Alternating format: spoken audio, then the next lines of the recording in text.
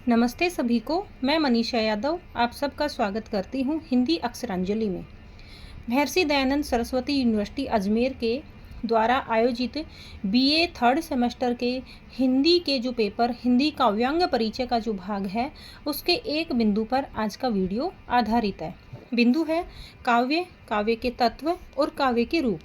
ये आपकी डिमांड पर बनाया जाने वाला वीडियो है। पहला बिंदु है काव्य की परिभाषाएं। काव्य है क्या? ये जो शब्द है काव्य शब्द, ये कवि में जब यह प्रत्यय जुड़ा तो उससे बना है। जब यह प्रत्यय जुड़ता है तो ए की मात्रा आ में परिवर्तित हो जाती है तो कै का बन जाता है का, और फिर वी के अंदर ई की मात्रा है, यह मात्रा लोप हो जाती है और वह आधा रह जाता है और यह जुड़ जाता है तो शब्द बन गया काव्य।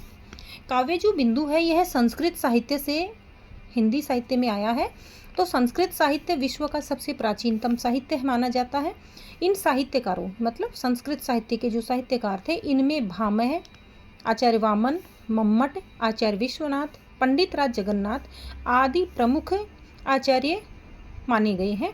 इन्होंने काव्य की निम्न परिभाषाएं दी हैं जो कुछ आपकी परीक्षा की दृष्टि से महत्वपूर्ण है, वो आपको बताए जा रहे हैं। जैसे पहला है आचार्य भामह। भामह ने कहा शब्दार्थो सहितो काव्यम, अर्थात शब्द और अर्थ से युक्त रचना ही क्या कहलाती है? काव्य कहलाती है। यदि किसी विद्यार्थी को यह पंक्ति याद नहीं रहे तो इसके स्थान पर आप यह शब्द अर्थ लिख करके भी उत्तर लिख सकते हो। नंबर 2 आचार्य मम्मट। इनकी जो परिभाषा है वह काफ़ी महत्वपूर्ण मानी जाती है। ऐसे शब्दार्थ को काव्य माना इन्होंने जो दोष रहित हो। काव्य के जो दोष होते हैं श्रुति कटुत्व, ग्राम्यत्व दोष, दुष्क्रमत्व दोष, ऐसे दोष तो दोष से तो रहित हो, जो गुणों के सहित हो। गुण भी काव्य में 3 होते हैं, ओज गुण, माधुर्य गुण और प्रसाद गुण। और अलंकारों का प्रयोग चाहे हो या ना हो उनसे कोई फर्क नहीं पड़ता। इसका मतलब आचार्य मम्मट अलंकारों की बजाय किसको महत्व देते हैं? गुणों को महत्व देते हैं। अब इस परिभाषा के अनुसार हम क्या जान सकते हैं? इस लक्षण की व्याख्या के अनुसार गुण काव्य की शोभा को उत्पन्न करने वाले होते हैं, जबकि जो अलंकार हैं ये इस शोभा की अतिशयता को केवल बढ़ाते हैं। ये तो उत्पन्न करते हैं गुण तो शोभा को, और ये केवल उस शोभा को बढ़ाते हैं। इसलिए मम्मट ने काव्य में गुणों का होना अनिवार्य माना। अलंकारों को इन्होंने अनिवार्य की बजाय क्या माना है? वैकल्पिक माना है। अगर कोई अलंकार आ जाता है तो भी ठीक है, अगर नहीं आता तो भी कोई ज़रूरत नहीं है। अगला जो इससे संबंधित जो अन्य आचार्य हैं, आचार्य हेमचंद्र है, वाग्भट्ट है, इन सब ने आचार्य मम्मट की परिभाषा का ही अनुसरण किया और अपने अपने अनुसार से काव्य लक्षणों को प्रस्तुत किया है। नंबर 3 पर आते हैं आचार्य विश्वनाथ। आचार्य विश्वनाथ ने कहा वाक्यम रसात्मकम काव्यम, अर्थात रसात्मक वाक्य ही क्या है? काव्य। जो काव्य रस जो है, काव्य रस जो 9 माने गए हैं, 2 भक्ति रस और वात्सल्य रस को जोड़ करके जो जिनकी संख्या 11 होती है, मूल रूप में इनकी संख्या 9 है। इनमें रस शब्द का ही को इन्होंने व्यापक रूप में ग्रहण किया है। आगे देखते हैं पंडित राज जगन्नाथ। पंडित राज जगन्नाथ ने जो परिभाषा दी है वह है रमणीयार्थ प्रतिपादक है शब्द है काव्यम, अर्थात रमणीय अर्थ के प्रतिपादक शब्द को ही क्या कहते हैं? हम काव्य कहते हैं। अब ये जो रमणीय शब्द है इसका मतलब क्या है? जिसके ज्ञान से अलौकिक आनंद की प्राप्ति होती है। लौकिक मतलब जो संसार से संबंधित है। ए उपसर्ग लग गया, इसका मतलब इसका उल्टा, अर्थात जो ईश्वरीय तत्व से जुड़ा हुआ है, जो सांसारिक विषय वस्तु से जुड़ा हुआ नहीं है, वैसे अलौकिक आनंद की प्राप्ति ही क्या कहलाती है? रमणीय। इस परिभाषा के क्षेत्र में कुछ विदेशी विद्वान भी आए, जैसे जॉनसन है, मैकाले है, वर्ड्सवर्थ है, मैथ्यू आर्नल्ड है और इलियट है आदि। रिचर्ड्स नामक जो विद्वान थे इन्होंने एक परिभाषा दी है काव्य की, अधिकाधिक आंतरिक भूख को तृप्त कर। आंतरिक भूख का मतलब होता है हमारी कुछ ऐसे विचार जो हम व्यक्त कर नहीं पाते, बोल नहीं पाते, इसलिए हम उन्हें लिख कर व्यक्त कर देते हैं। इस आंतरिक भूख को ही तृप्त कर पाना, और इस प्रकार तृप्त करना कि उनमें से कम असंतुष्ट रहे, यानी संतुष्टि का भाव ज़्यादा हो लिखने के बाद में, पढ़ने के बाद में, सुनने के बाद में, वही क्या कहलाता है? काव्य। दूसरा जो विद्वान है विदेशी वही है जॉनसन। जॉनसन की परिभाषा क्या है? कविता सत्य और आनंद के मिश्रण की ऐसी कला है जिसमें बुद्धि की सहायता के लिए कल्पना का प्रयोग किया जाता है। अर्थात सहायता किससे ली जाती है? बुद्धि से। और बुद्धि की सहायता के साथ साथ क्या की जाती है? कल्पना की जाती है। वही क्या है? काव्य है। ये काव्य के जो मूल जो तत्व हैं उनके ऊपर बात कर रहे हैं जॉनसन कि उसमें बुद्धि तत्व की भी अनिवार्यता है, कल्पना तत्व भी होना चाहिए। हिंदी जो आचार्य हैं इन्होंने भी संस्कृत आचार्यों की अनुपालना में कुछ इसकी काव्य की परिभाषाएं दी हैं। नंबर 1 पर आता है चिंतामणि, जो रीतिकालीन कवि हैं, रीतिबद्ध धारा के कवि। चिंतामणि ने क्या कहा? सगुणालंकारन सहित दोष रहित जो होई, यानी गुणों के सहित हो, अलंकारों के सहित हो, लेकिन दोष से क्या रहना चाहिए? रहित रहना चाहिए। शब्द अर्थ ताको कवित कहत विबुध सब होई। विबुध मतलब विद्वान व्यक्ति कहते हैं कि जिसमें शब्द और अर्थ दोनों हो, और वही क्या कहलाता है? कविता। लेकिन उसमें गुण होते हैं, अलंकार होते हैं, दोष का अभाव होता है। नंबर 2 पर आते हैं भिखारी दास, ये भी रीतिकालीन ही कवि है। भिखारी दास ने कहा जो अलंकार, रस, ध्वनि और गुण वही माधुर्य गुण, ओज गुण और प्रसाद गुण, इनसे युक्त अगर कोई रचना है तो वह काव्य कहलाती है।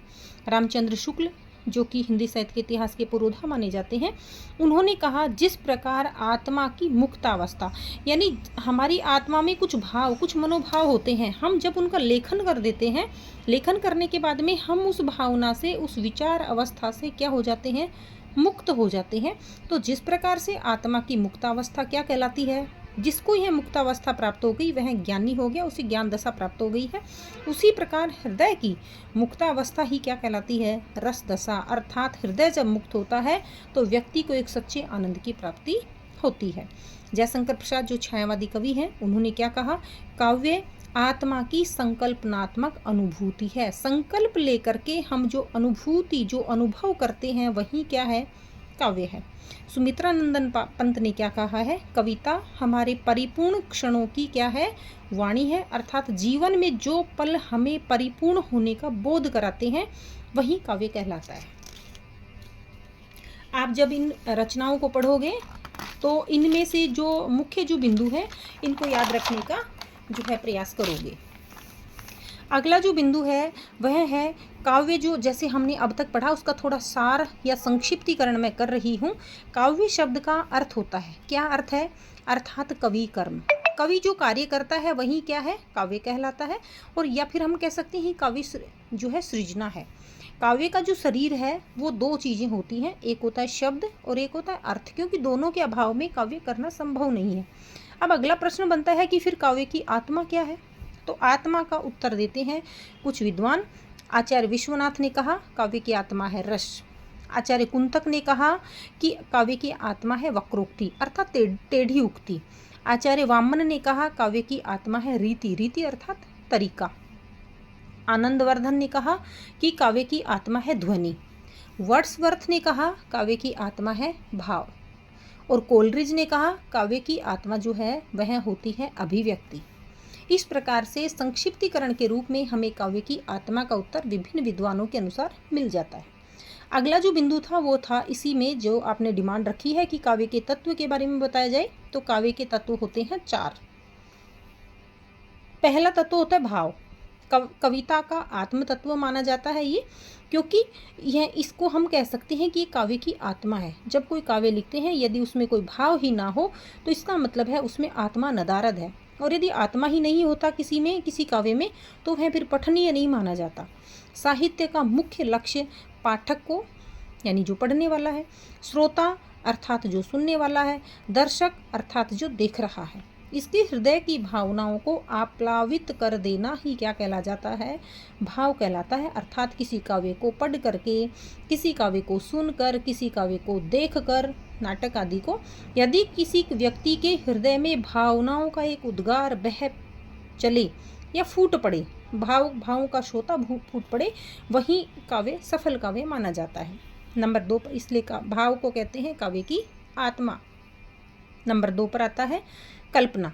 कल्पना को काव्य का प्राण तत्व माना जाता है, क्योंकि कल्पना के बिना तो काव्य का लेखन संभव ही नहीं है। क्योंकि कवि जब काव्य रचना करता है, कुछ बातें उसमें वास्तविक या यथार्थ से लेता है, वास्तविक घटना को आधार बना करके लेखन करता है, लेकिन उसमें कल्पना का समावेश नहीं होता, तब तक उसमें किसी भी प्रकार के प्राण आना संभव नहीं है। क्योंकि कल्पना के माध्यम से ही व्यक्ति या कवि जो है अपने काव्य में जान भरता है। तभी कहा जाता है, जहाँ न पहुँचे रवि वहाँ पहुँचे कवि। काव्य में भावनाओं का चित्रण कल्पना शक्ति के द्वारा ही होता है। कवि साधारण सी किसी घटना को भी जब अपनी कल्पना के रंगों से में रंग करके ऐसा भव्य रूप प्रदान कर देता है कि वह चित्रण हमारे हृदय को बरबस ही आकर्षित कर लेता है, अचानक ही हमारे हृदय को आकर्षित करता है और हम उसे पढ़ने के लिए उत्सुक हो जाते हैं, सुनने के लिए उत्सुक हो जाते हैं। दूसरे के सुख दुख हमारे अपने सुख दुख बन जाते हैं। नंबर तीसरा जो तत्व है काव्य का, वह है बुद्धि तत्व। काव्य में किसी न किसी शब्द, विचार और सिद्धांतों का भी समावेश होता है। क्योंकि अगर किसी शब्द, विचार या सिद्धांत का समावेश नहीं है तो इसका मतलब है उसमें बुद्धि तत्व नहीं है। क्योंकि यह काव्य की आकृति को निर्धारित करता है, जो कि ऊपरी आवरण है, हमें दिखाई यही देता है। भाव हमें दिखाई नहीं देते, कल्पना भी हमें दिखाई नहीं देती, हमें तो केवल बुद्धि तत्व दिखाई देता है। लेकिन अगर काव्य में ये सब चीज़ें, शब्द है, विचार है, सिद्धांत है, इन सब का समावेश कवि कब पाएगा? जब उसके पास में विवेचना करने वाली बुद्धि होगी। अगर बुद्धि नहीं है तो हम ऐसा नहीं कर पाते।